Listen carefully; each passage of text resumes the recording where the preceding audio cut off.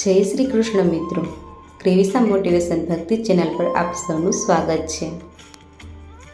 આજે આપણે આ વિડીયોમાં જાણીશું મોહિની એકાદશીનું મહત્ત્વ, વ્રત કેવી રીતે કરવું, તારીખ, મુહૂર્ત અને તેનું ફળ શું છે।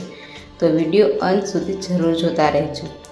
અને જો તમે અમારી ચેનલ પર પહેલીવાર હોય તો અમારી ચેનલને લાઇક, શેર અને સબસ્ક્રાઈબ જરૂરથી કરજો। તો મિત્રો, શું તમે જાણો છો, મોહિની એકાદશી એક એવો પવિત્ર દિવસ છે જે તમારા જીવનના પાપોને દૂર કરી શકે છે અને ભગવાન વિષ્ણુની વિશેષ કૃપા અપાવી શકે છે। તો મિત્રો, મોહિની એકાદશી શું છે? મોહિની એકાદશી વૈશાખ મહિનાની શુક્લ પક્ષની એકાદશી છે। આ દિવસે ભગવાન વિષ્ણુના મોહિની અવતારને સમર્પિત છે।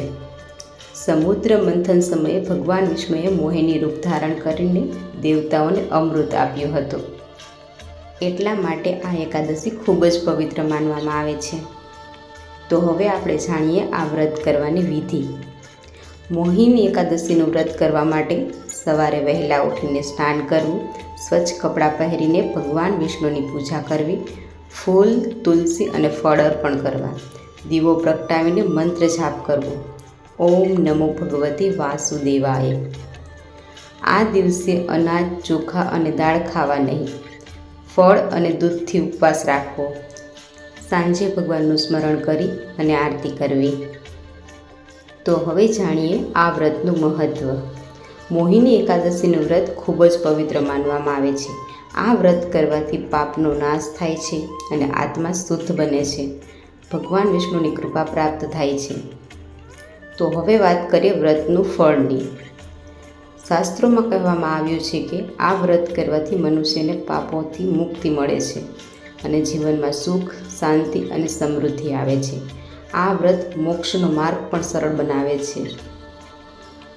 તો મિત્રો, હવે જાણીએ આ વ્રતની તારીખ અને મુહૂર્ત વિશે।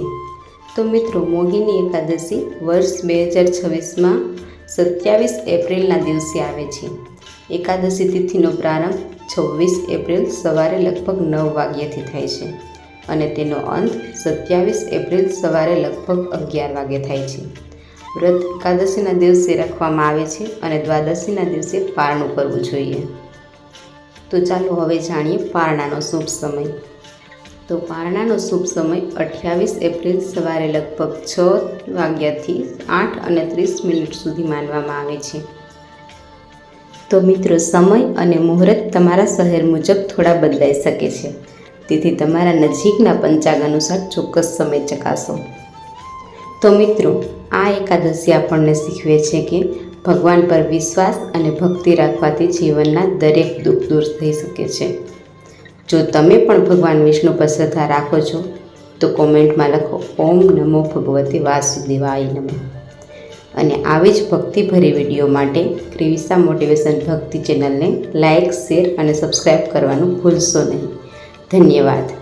જય શ્રી કૃષ્ણ। રાધે રાધે।